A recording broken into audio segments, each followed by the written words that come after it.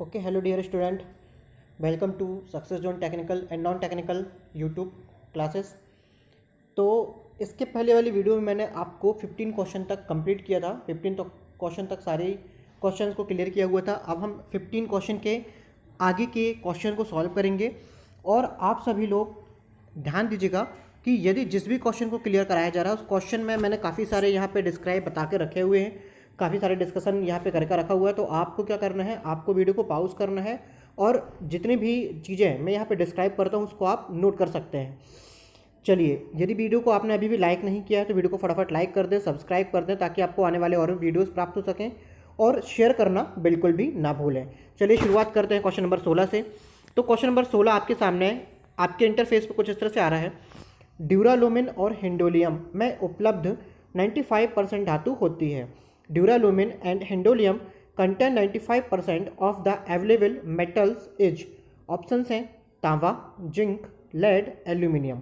तो ये क्वेश्चन काफ़ी ज़्यादा इंपॉर्टेंट है और मैक्सिमम एग्जाम में ये क्वेश्चन पूछा जा चुका है। तो ड्यूरालुमिन और हिंडोलियम जो धातु होती है उसमें 95% धातु कौन सी होती है आपकी? एल्यूमिनियम होती है। ये काफ़ी ज़्यादा इंपॉर्टेंट क्वेश्चन है और मैक्सिमम एग्जाम में पूछा जा चुका है। एल्यूमिनियम का मुख्य अयस्क आपका क्या होता है? बॉक्साइट होता है। और एल्यूमिनियम आपका सबसे ज़्यादा हल्का एक धातु होती है। सबसे ज़्यादा हल्की तो नहीं बोलेंगे, लेकिन एल्यूमिनियम आपकी एक हल्की धातु होती है। चलिए, एल्यूमिनियम का गलनांक कैसा होता है? एल्यूमिनियम का गलनांक होता है 660 डिग्री सेंटीग्रेड के आसपास इसका गलनांक होता है। नेक्स्ट क्वेश्चन पर चलते हैं। क्वेश्चन है, इलेक्ट्रोप्लेटिंग में जिस कंपोनेंट पे परत चढ़ानी होती है उसे किस ध्रुव से जोड़ा जाता है? The component is which electroplating is required to which pole is it attach. Options हैं धनात्मक, negative, neutral and none of above. तो यहाँ से हमारा जो आंसर निकल कर आता है ऑप्शन, एक बार फिर से क्वेश्चन में आप देखेंगे कि इलेक्ट्रोप्लेटिंग में जिस कंपोनेंट पर परत चढ़ानी होती है, तो आपको सबसे पहले ये पता होना चाहिए कि इलेक्ट्रोप्लेटिंग एक्चुअली में होती क्या है। तो इलेक्ट्रोप्लेटिंग के बारे में मैंने आपको डिस्क्राइब यहाँ पे किया हुआ है। ये इलेक्ट्रोप्लेटिंग का एक फिगर मैंने यहाँ पे बना के रखा हुआ है। तो आप देखेंगे इलेक्ट्रोप्लेटिंग के लिए कि किसी पदार्थ की सतह को जंग रोधक बनाने के लिए सतह को इलेक्ट्रिकली या विद्युतीय प्लेट करने की प्रक्रिया को इलेक्ट्रोप्लेटिंग कहा जाता है। इस प्रक्रिया में, ये काफ़ी इंपॉर्टेंट लाइन है, ये वाली जो लाइन देख रहे हैं आप, इस प्रक्रिया में जॉब को low voltage high current DC supply के नेगेटिव पोल, जिसको हम लोग क्या बोलते हैं? कैथोड बोलते हैं, से जोड़ा जाता है। और जो प्लेट होती है, प्लेट को किससे जोड़ते हैं? प्लेट को हम लोग जोड़ते हैं पॉजिटिव पोल। तो प्लेट को हम लोग पॉजिटिव पोल से जोड़ते हैं। तो प्लेट को जिस इलेक्ट्रोड से जोड़ा जाता है वो आपका पॉजिटिव पोल होता है। और यहाँ पे हम लोग इलेक्ट्रोप्लेटिंग की अगर लोग बात करें तो इलेक्ट्रोप्लेटिंग में किस किस बेस कंपोनेंट के ऊपर किस किस मटेरियल के हम लोग परत चढ़ाते हैं, तो वहाँ पे जैसे क्रोमियम होता है हमारा, निकल होता है, कैडमियम होता है। तो ऐसे मेटल जो कि ऑलरेडी क्या होते हैं आपके जंग रोधी होते हैं, जिनमें जंग रोधकता का गुण बहुत ही ज़्यादा मात्रा में होता है, उसकी हम लोग क्या करते हैं? परत चढ़ा के रखते हैं। यहाँ पे आप देखेंगे, यहाँ पे मैंने आपको एक इलेक्ट्रोप्लेटिंग का फिगर बना के रखा हुआ है। इलेक्ट्रोप्लेटिंग के फिगर में आप देखेंगे, ये जो देख रहे हैं आप, ये आपका एक जॉब होता है और इसके आइट साइड जो आप देख रहे हैं इसको हम लोग बोलते हैं इलेक्ट्रोड, यानी कि एनोड। ये हमारे इलेक्ट्रोड होते हैं या एनोड होते हैं और ये उसी बेस मेटल के बने होते हैं जिस मेटल की परत आपको क्या करनी होती है? चढ़ानी होती है। तो हमेशा जो एनोड होता है वो आपका पॉजिटिव पोल होता है और जो धातु का टुकड़ा होता है वो आपका नेगेटिव पोल होता है। तो यहाँ पे इस तरह से आप लोग क्या करते हैं? एक किसी बेस कंपोनेंट को इलेक्ट्रिकली प्लेट करते हैं, जिससे एक प्रोसेस होती है, उसे हम लोग बोलते हैं इलेक्ट्रोप्लेटिंग। तो हमारा आंसर निकल कर यहाँ से क्या आता है? इलेक्ट्रोप्लेटिंग में जिस कंपोनेंट पर, यानी कि जिस जॉब पर परत चढ़ानी होती है, उसे हम लोग नेगेटिव पोल यानी कि कैथोड से क्या करते हैं? जोड़ के रखते हैं। नेक्स्ट क्वेश्चन की तरफ चलते हैं। क्वेश्चन नंबर हमारा 19 है, 18 नंबर का क्वेश्चन हमारा है। ट्रांसमिशन लाइन, डिस्ट्रीब्यूशन लाइन और कंडेंसर में दो चालकों के मध्य इंसुलेटर की तरह प्रयोग में लेते हैं। In transmission line, distribution line and condenser use in insulator between two conductor. Options हैं शुष्क वायु, स्लेट, माइका लाइट या फिर बैके लाइट। तो आपने देखा होगा कि चाहे आपकी ट्रांसमिशन लाइन हो या फिर आपकी डिस्ट्रीब्यूशन लाइन हो या फिर कंडेंसर की अगर हम लोग बात करते हैं, तो कंडेंसर में भी आपके दो पोल जाते हैं, प्लस और नेगेटिव दोनों पोल आपके जाते हैं। तो इसके बीच में आपका एक स्पेस होता है, खाली स्थान होता है। इस खाली स्थान पर हम लोग किसको भरते हैं? वहाँ पे शुष्क वायु को भरते हैं। बहुत इंपॉर्टेंट क्वेश्चन है और मैक्सिमम एग्जाम में आपका क्वेश्चन आ चुका है। नेक्स्ट क्वेश्चन की तरफ चलते हैं। क्वेश्चन हमारा पूछा गया है, घर्षण को कम करने के लिए इस्तेमाल की जाने वाली विधि के बारे में निम्नलिखित में से कौन सा विकल्प सही है? Which of the following option is correct about the method use to reduce the friction? Option है मेकिंग अ रफ सरफेस यानी कि एक खुरदरी सतह बनाना, यूज ऑफ लुब्रिकेंट्स यानी कि स्नेक का प्रयोग करना, यूज ऑफ सैंड पार्टिकल यानी कि रेत के कणों का उपयोग करना, और नॉन ऑफ दीज इनमें से कोई नहीं।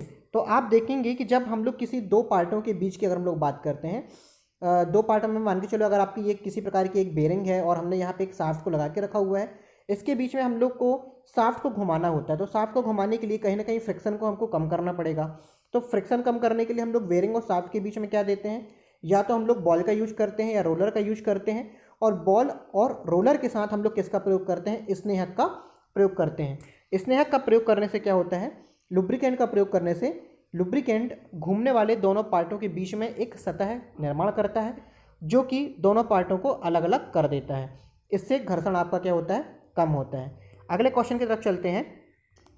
क्वेश्चन नंबर 20 पे हम लोग चलते हैं। 20 नंबर क्वेश्चन आपका बोलता है कैपेसिटन लेथ को कहते हैं, what is the capstan lathe called? Options हैं ram type lathe, saddle type lathe, precision lathe, या फिर ऑल ऑफ एबव।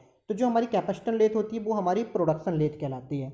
हमारी प्रोडक्शन लेथ के बारे में हम बात करते हैं तो कैपेसिटन लेथ और टर्रेट लेथ दो ऐसी लेथ होती हैं जो कि प्रोडक्शन लेथ होती हैं, और इनका प्रयोग किया जाता है मास प्रोडक्शन के टाइम पे किया जाता है।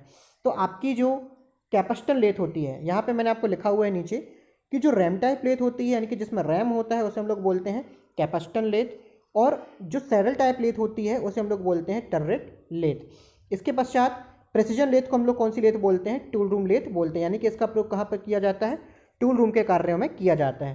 तो आंसर हमारा यहाँ से निकल कर क्या जाता है, कैपेसिटन लेथ को रैम टाइप लेथ के नाम से जाना जाता है। इसके पश्चात नेक्स्ट क्वेश्चन पूछ रहा है आपसे, हेड स्टॉक स्पिंडल के अंदर टेपर कटी होती है, inside the headstock spindle is the taper cut off. Options हैं Morse taper, metric taper, Brown and Sharpe taper, and Jarno taper.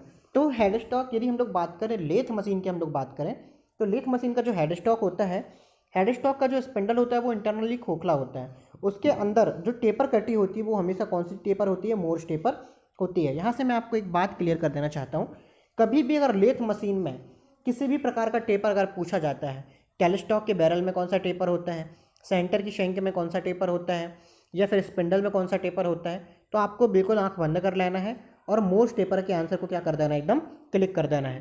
ध्यान रहेगा, ये काफ़ी इंपॉर्टेंट क्वेश्चन है, मैक्सिमम एग्जाम में पूछा जा चुका है। यहाँ पे मोर्स टेपर के बारे में मैंने आपको थोड़ा सा जानकारी दी है।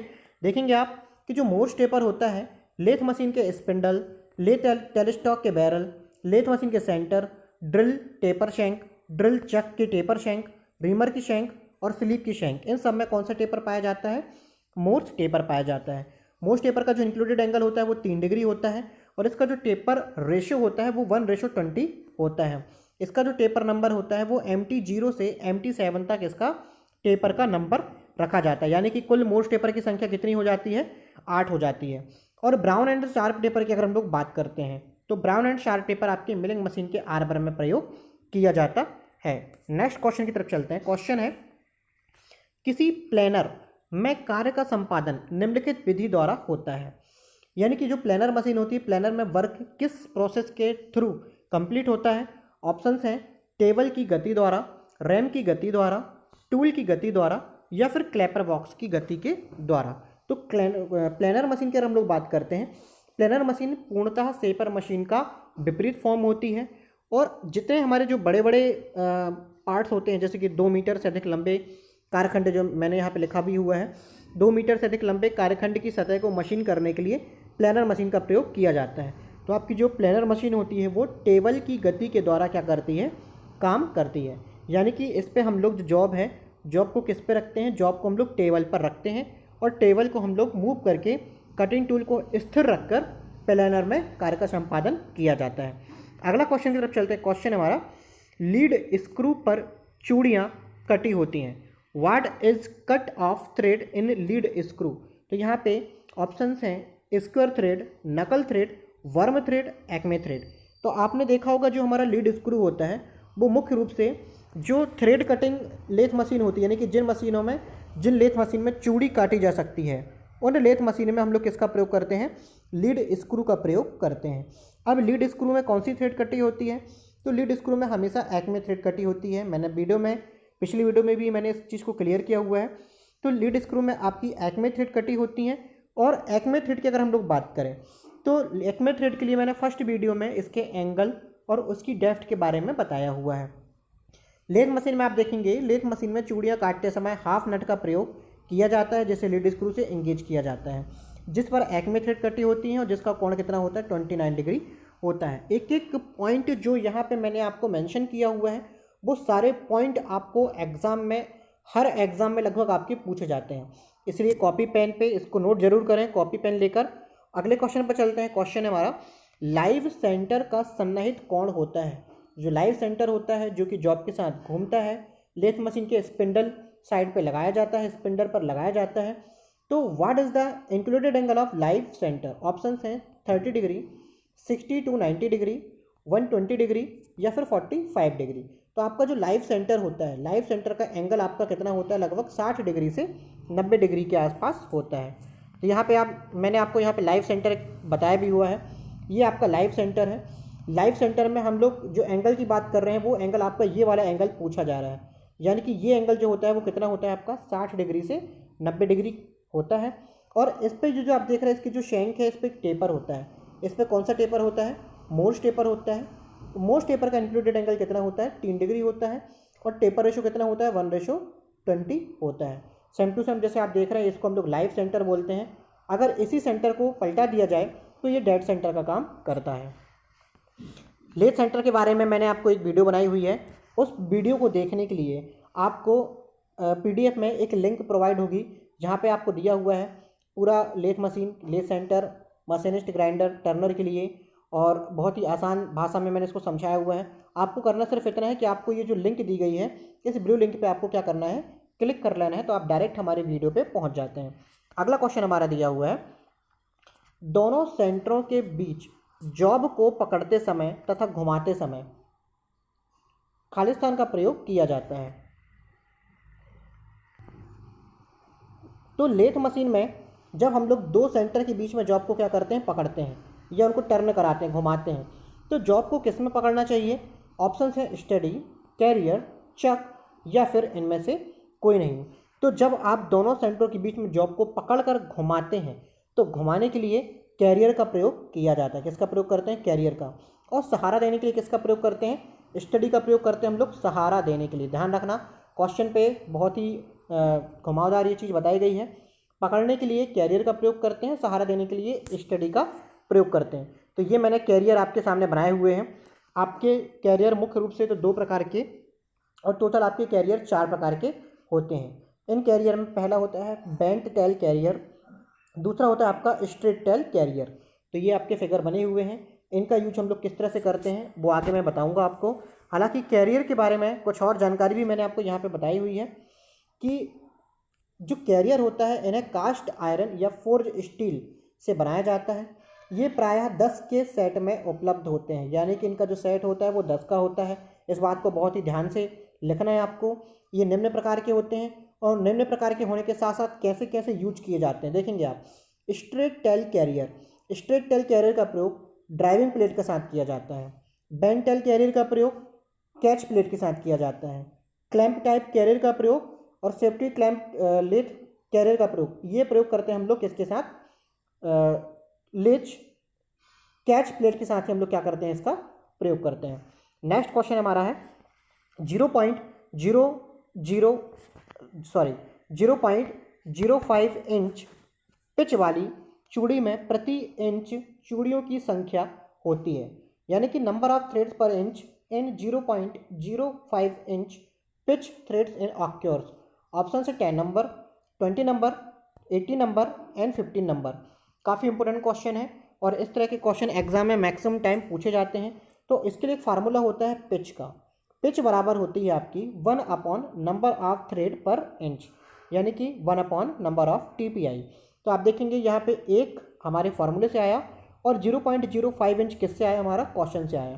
तो आपको कितनी थ्रेड प्राप्त हो रही हैं? आपको थ्रेड प्राप्त हो रहेंगी 20, यानी कि आपको 20 चूड़ी प्राप्त हो जाएंगी 0.05 पिच वाली थ्रेड में। अगला क्वेश्चन है हमारा, लंबी व पतली जॉब को सहारा देने के लिए खालिस्तान का प्रयोग किया जाता है। To support a thin job blank is used. Option है कैरियर, स्टडी, सेंटर या फिर इनमें से कोई नहीं। तो मैंने पिछले क्वेश्चन में भी आपको एक बात बताई थी, तो वहाँ पे मैंने आपको बताया था कि सहारा देने के लिए और पकड़ने के लिए। तो पकड़ने के लिए कैरियर का प्रयोग करते हैं, सहारा देने के लिए स्टडी का प्रयोग करते हैं। तो यहाँ से हमारा आंसर क्या निकल कर आ जाता है, आंसर बी, यानी कि लंबी या पतली जॉब को जब दोनों सेंटर के बीच में हम लोग क्या करते हैं, होल्ड करते हैं। इस तरह से जब हम लोग दोनों सेंटर के बीच में लंबी व पतली जॉब को होल्ड करते हैं तो इसको सहारा देने के लिए हम लोग किसका प्रयोग करते हैं, स्टडी का प्रयोग करते हैं। ये स्टडी आपके सामने बनी हुई है, आप देख रहे हैं, ये आपकी एक फिक्स स्टडी रेस्ट है। कौन सी स्टडी होती है आपकी, ये फिक्स स्टडी रेस्ट है। फिक्स स्टडी रेस्ट में आपके 3 पैड लगे होते हैं, 1 पैड, 2 पैड एंड 3 पैड। ये तीनों पैड की अगर हम लोग बात करें तो ये तीनों पैड एक दूसरे से कितने डिग्री पे हो जाएंगे, आपके 120 डिग्री पे आपके ये तीनों पैड यहाँ से एक दूसरे से हो जाएंगे। यहाँ पे स्टडी के बारे में थोड़ी सी लाइन मैंने आपको यहाँ पे बता के रखी हुई है, आप देखेंगे लिखा हुआ है फिक्स स्टडी। इसमें 3 पैड होते हैं जो एक दूसरे से 120 डिग्री के कोण पर होते हैं। ये लेथ मशीन पे के बेड पर फिक्स होती है। काफ़ी इंपॉर्टेंट लाइन है और एग्जाम में कई बार पूछा जा चुका है। तो जो आपकी फिक्स स्टडी होती है वो बेड पर फिक्स होती है। दूसरा है आपका फॉलोअर या फिर ट्रैवलिंग स्टडी, इसका नाम है फॉलोअर या फिर ट्रैवलिंग स्टडी।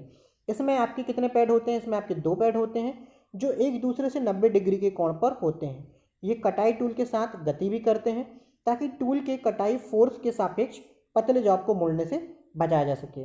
इसे कहाँ पे फिट किया जाता है, इसे हम लोग प्रयोग फिट करते हैं सैडल पे। कहाँ पे फिट करते हैं, सैडल पे फिट करते हैं, यानी कि फॉलोअर या ट्रैवलिंग स्टडी को सैडल पे फिक्स किया जाता है। तीसरी हमारी होती है revolving study. Revolving study rest, इसमें 4 पैड होते हैं जो एक दूसरे से 90 डिग्री के कोण पर होते हैं।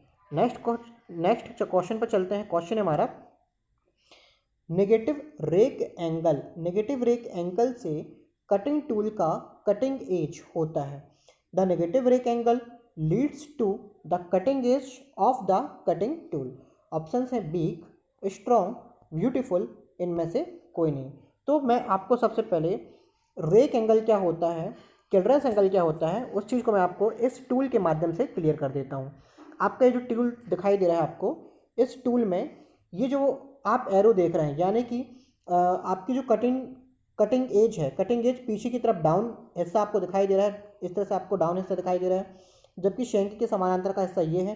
तो बीच का जो एंगल होता है इसे हम लोग बोलते हैं कौन सा एंगल, इसे हम लोग बोलते हैं बैक रेक एंगल। इसे हम लोग बोलते हैं बैक रेक एंगल, या फिर इसे ही हम लोग क्या बोलते हैं, टॉप रेक एंगल। इसे ही हम लोग टॉप रेक एंगल का नाम से भी जानते हैं।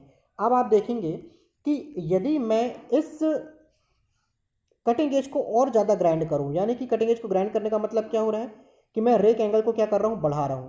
तो रेक एंगल को बढ़ाते समय, यानी कि कटिंग एज को और ज़्यादा डाउन करते समय, इधर के बीच का जो हिस्सा है ये हिस्सा क्या होता जाएगा, कम होता जाएगा, मटेरियल कम बचेगा, जिससे वाला हिस्सा क्या हो जाएगा, आपका वीक हो जाएगा। यानी कि क्वेश्चन में अगर हम लोग रेक एंगल को बढ़ाते हैं तो रेक एंगल को बढ़ाने से क्या होगा, हमारा कटिंग एज जो हो जाएगा वो क्या हो जाएगा, कमज़ोर हो जाएगा। अब आप देखेंगे यदि रेक एंगल को मैं कम करता जाता हूँ, यानी कि रेक एंगल को कम ग्राइंड करेंगे, तो आपका ये वाला स्पेस जो है काफ़ी ज़्यादा दिखाई दे रहा है। तो इससे क्या हो जाएगा, आपका कटिंग टूल जो रहेगी वो आपकी मजबूत रहेगी और मोटी रहेगी। Same to same clearance angle की बात करें तो आपका ये वाला जो एंगल आप दिखाई दे रहा है, ये एंगल आपका क्लियरेंस एंगल कहलाता है। यदि मैं क्लियरेंस एंगल को बढ़ाता हूँ तो क्लियरेंस एंगल को बढ़ाने पर क्या होगा, आपका कटिंग टूल का कटिंग एज वीक हो जाएगा। और यदि हम क्लियरेंस एंगल को कम करते हैं तो आपका जो टूल है वो धातु की सतह के साथ क्या खाएगा, रगड़ खाएगा। तो यहाँ से हमारे आंसर क्लियर हो जाएंगे। यहाँ पे नेगेटिव रेक एंगल से कटिंग टूल का कटिंग एज क्या होता है, आपका कमज़ोर होता है। चलिए आगे मैंने इसके बारे में और भी चीज़ें डिस्क्राइब की हुई है। आप देखेंगे कि नेगेटिव रेक एंगल से टूल का कटाई एज मजबूत होता है और यह प्रायः कार्बाइड टूल में दिया जाता है। यानी कि जो नेगेटिव रेक एंगल होते हैं वो कहाँ दिए जाते हैं, कार्बाइड टूल में दिए जाते हैं। पॉजिटिव रेक एंगल से कटाई टूल का कटिंग एज कमज़ोर होता है और यह प्रायः हाई स्पीड स्टील टूल में दिया जाता है। यह फिनिशिंग के काम भी आता है।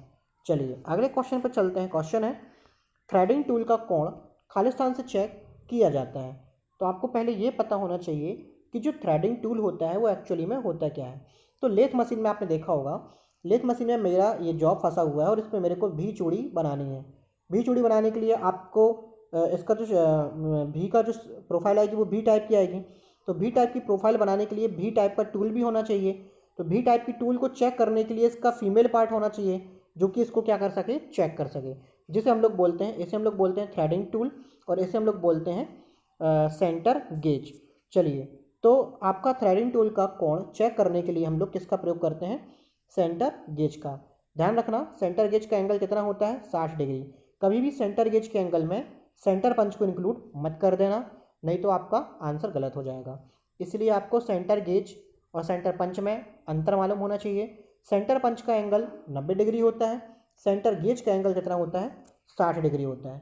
यहाँ पे सेंटर गेज के बारे में मैंने आपको और भी लाइंस बताई हुई हैं, उनको आप वीडियो को पॉज करके क्या कर सकते हैं, नोट कर सकते हैं। तो ये जैसे आपका एक जॉब फंसा हुआ है, ये आपका लेथ मशीन में एक जॉब है और उस जॉब के बाद आपको ये जो टूल दिया है आपको, ये आपका एक प्रकार का टूल है, थ्रेडिंग टूल है।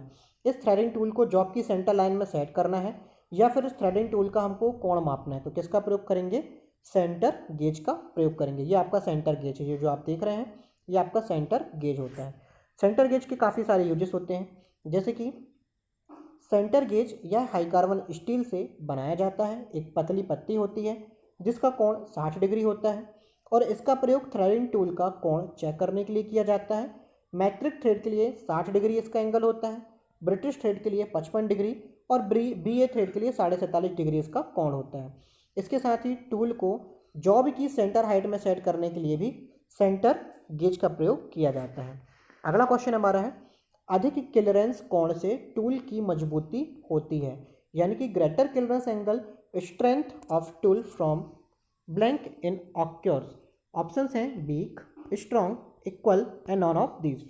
तो मैंने जस्ट आपको अभी बताया था कि यदि आप क्लियरेंस एंगल को क्या करते जाएंगे, बढ़ाते जाएंगे, तो क्लियरेंस एंगल को बढ़ाने पर आपकी टूल की मजबूती हो जाएगी, आपकी कम हो जाएगी, यानी कि आपकी वीक हो जाएगी। जैसे कि मैंने आपको पहले पुराने वाले फिगर में भी मैंने आपको समझाया कि अगर आप क्लियरेंस एंगल का मान को बढ़ाते जाते हैं तो आपको ये वाला जो स्पेस है, ये स्पेस आपका कम हो जाएगा और कम होने के कारण आपका कटिंग टूल क्या हो जाएगा, आपका कमज़ोर हो जाएगा।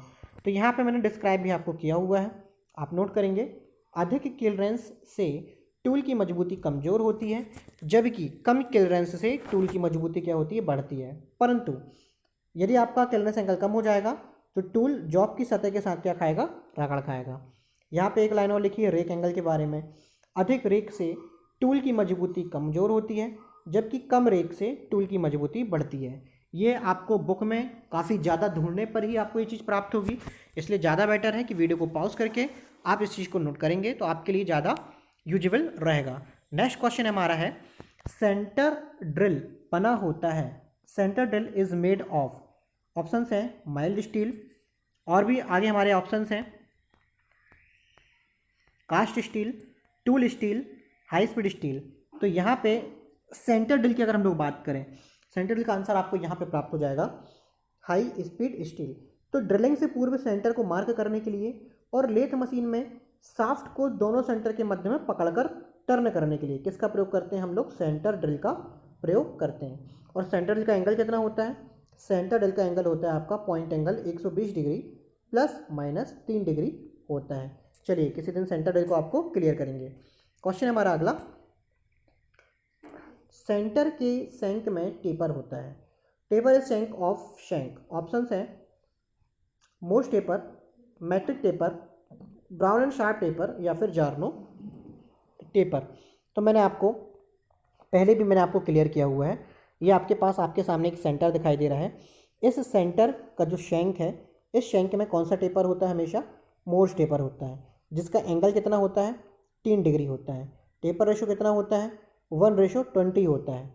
और इसका जो पॉइंट एंगल है वो कितना होता है आपका, 60 डिग्री से 90 डिग्री। चलिए अगला क्वेश्चन है हमारा, यहाँ पे मैंने आपको बताया भी हुआ है कि लेथ मशीन के लेथ सेंटर में MT0 से MT6 तक का मोस्ट टेपर या फिर MT4 से MT6 तक का मैट्रिक टेपर दिया जाता है। अगला क्वेश्चन हमारा है नर्लिंग एक क्रिया है, an knurling is process of, options हैं कटिंग, फॉर्मिंग, टर्निंग या फिर इनमें से कोई नहीं।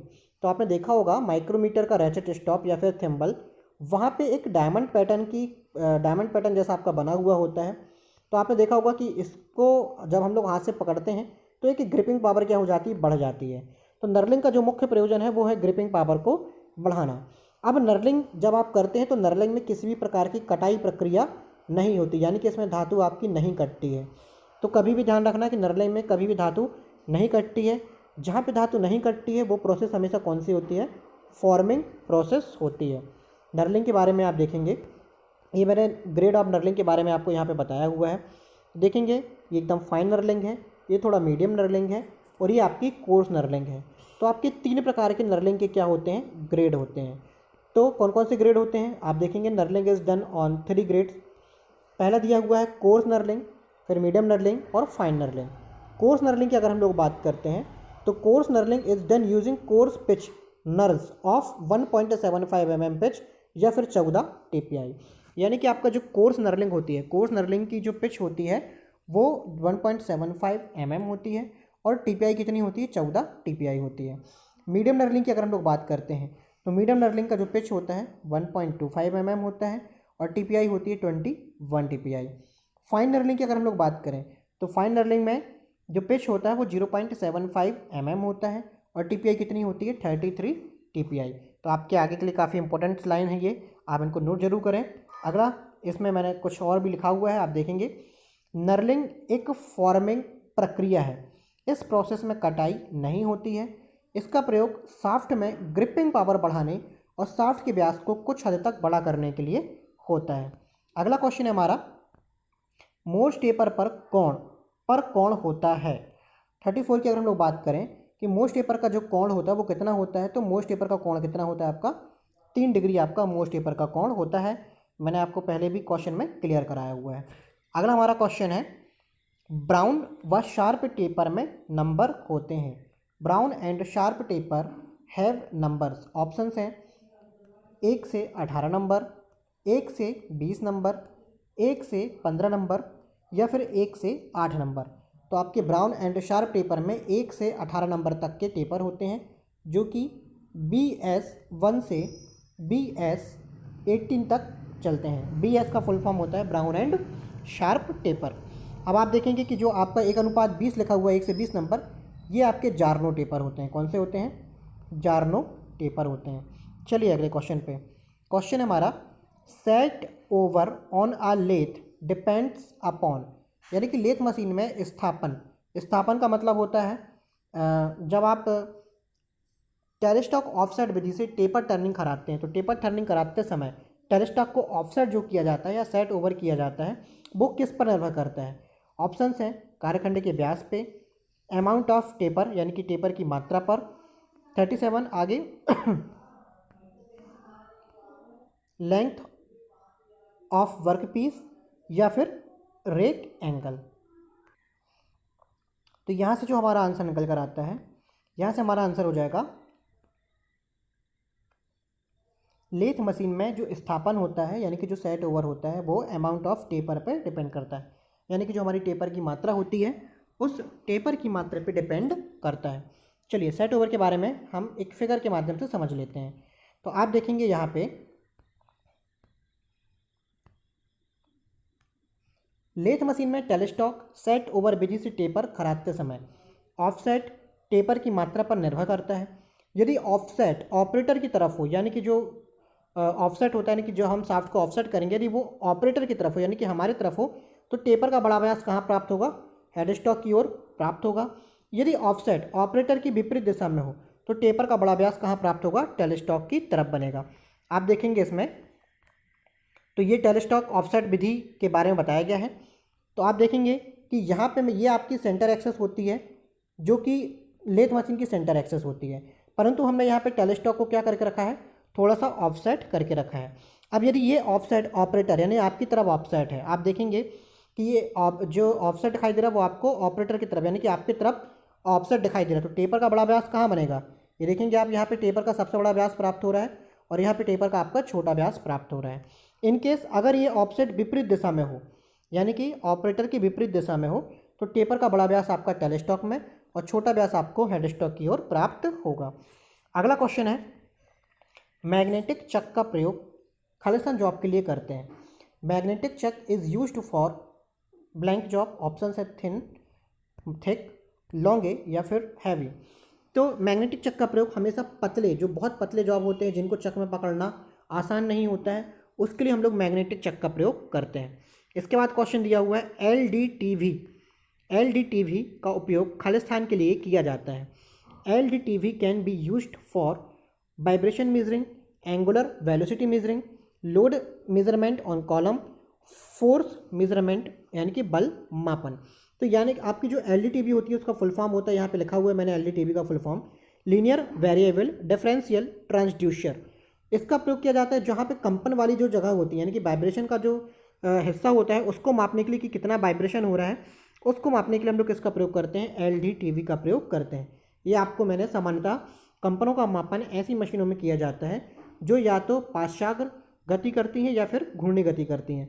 पाश्चाग्र का मतलब होता है शेपर मशीन पाश्चाग्र गति करती है, और घूर्णी गति का मतलब होता है आपका spindle, lathe machine, milling machine, drilling machine, ये घूर्णी गति का प्रयोग करती हैं। तो कंपनों के मापन के द्वारा ही मशीनों का एवं उससे बनने वाले उत्पादों का गुणात्मक एवं मात्रात्मक स्तर क्या किया जाता है, निश्चित किया जाता है। तो एलडीटीवी का आंसर क्या जाएगा हमारा, एलडीटीवी का आंसर जाएगा वाइब्रेशन मेजरिंग। अगला क्वेश्चन चलते हैं। क्वेश्चन है, थ्रेड कटिंग के समय पाइप को सहारा देने के लिए किस सेंटर का प्रयोग करते हैं। Which centre is used to support the pipe during thread cutting. Option है ball centre, dead centre, revolving centre या फिर पाइप सेंटर। तो सेंटर के बारे में तो मैंने आपको पहले भी बता चुका है। यहाँ पे मैं आपको सेंटर के सारे जितने भी फॉर्म होते हैं जो इंपॉर्टेंट होते हैं, एग्जाम में मैक्सिमम पूछे जाते हैं, उनके बारे में आपको बता देता हूँ। बॉल सेंटर का प्रयोग किया जाता है जब हम लोग ऑफसेट विधि यानी कि टेलीस्टॉक ऑफसेट विधि से टेपर टर्निंग करते हैं तो शाफ्ट को पकड़ने के लिए किसका प्रयोग करते हैं, बॉल सेंटर का। डेड सेंटर की अगर हम लोग बात करते हैं तो लंबे शाफ्ट को सहारा देने के लिए टेलीस्टॉक में किसका प्रयोग करते हैं, डेड सेंटर का। रिवॉल्विंग सेंटर की अगर हम लोग बात करते हैं तो बड़े तथा भारी जॉब को सहारने के लिए किसका प्रयोग करते हैं, रिवॉल्विंग सेंटर का। पाइप सेंटर की अगर हम लोग बात करें तो पाइप को सहारा देने के लिए पाइप सेंटर का, और हाफ सेंटर की बात करें तो फेशिंग के दौरान हम लोग किसका प्रयोग करते हैं, हाफ सेंटर का प्रयोग करते हैं। अगला क्वेश्चन है आज की वीडियो का ये आखिरी क्वेश्चन है। इसके बाद हम नेक्स्ट वीडियो थर्ड पार्ट में इसके आगे के क्वेश्चन शुरुआत करेंगे। वीडियो को अभी भी अगर आपने लाइक नहीं किया तो वीडियो को फटाफट लाइक कर दें, और सब्सक्राइब नहीं किया तो सब्सक्राइब कर दें ताकि आने वाले आपको और भी क्वेश्चंस की सीरीज आपको प्राप्त हो सके। देखिए, a grinding wheel of 150 mm diameter is rotating at 3000 rpm। The grinding speed is 150 mm, यानी कि 150 mm व्यास का एक ग्राइंडिंग पहिया है जो कि 300 rpm पे क्या हो रहा है, घूम रहा है। तो पीसने की गति यानी कि एन निकालना है, आरपीएम निकालना है। तो आरपीएम ज्ञात करने के लिए आपको पहले यहाँ पे पता होना चाहिए आरपीएम का फार्मूला क्या होता है। आरपीएम के फार्मूले के लिए आपको कटिंग स्पीड का एक फार्मूला प्राप्त होता है। कटिंग स्पीड का जो फार्मूला होता है वो कितना होता है आपका, पाई डी एन अपॉन पे 1000 इंटू 60। यदि आप ये 60 लगाते हो तो यूनिट आपकी मीटर प्रति सेकेंड हो जाएगी। यदि आप ये 60 को अलग कर देते हो यानी कि 60 नहीं लगाते हो तो यूनिट क्या हो जाएगी, आपकी मीटर प्रति मिनट हो जाएगी। यहाँ पे आपको एक बात का ध्यान रखना है, आपका जो व्यास है यानी कि जो डी है वो हमेशा किस में होना चाहिए, mm में होना चाहिए। चलिए, कटिंग स्पीड का हमने यहाँ पे फार्मूला लगाया। अब आपको एक्चुअली यहाँ पे कटिंग स्पीड ही ज्ञात करना है, पीसने की गति यानी कि कटिंग स्पीड आपको ज्ञात करना है। तो हमने फार्मूला लगाया, फार्मूले पे हमने देखा पाई डी एन अपॉन पे 1000 इंटू 60 मीटर प्रति सेकंड का हमने फार्मूला अप्लाई किया। यहाँ पे पाई का मान 22/7 आप रखें चाहे ना रखें, क्योंकि पाई हमारे आंसर में ऑलरेडी दिया हुआ है। 150 हमारा ग्राइंडिंग व्हील का डाया है, 3000 आरपीएम है, और 1060 हमारे किससे आ गया है, आपका फार्मूले से आ गया है। तो जब आप इसको सॉल्व करेंगे तो आप पाएंगे कि 7.5 पाई मीटर प्रति सेकंड इसका क्या हो जाएगा, आंसर हो जाएगा। अगर आप 1000 क्वेश्चन सीरीज प्राप्त करना चाहते हैं तो 1000 क्वेश्चन सीरीज प्राप्त करने के लिए आपको डिस्क्रिप्शन बॉक्स में जाना है, और डिस्क्रिप्शन बॉक्स में जाने के पश्चात आपको वहाँ पर एक लिंक प्रोवाइड होगी। उस लिंक पर जैसे ही आप क्लिक करेंगे तो आप सीधे 1000 क्वेश्चन सीरीज को कैसे वाई करना है कि वीडियो पे पहुँच जाएंगे, जहाँ से आप इंस्ट्रक्शन को फॉलो करते हुए आप हमारी 1000 क्वेश्चन की सीरीज को वाई कर सकते हैं। वीडियो हमेशा देखें, लगातार बने रहें सबसे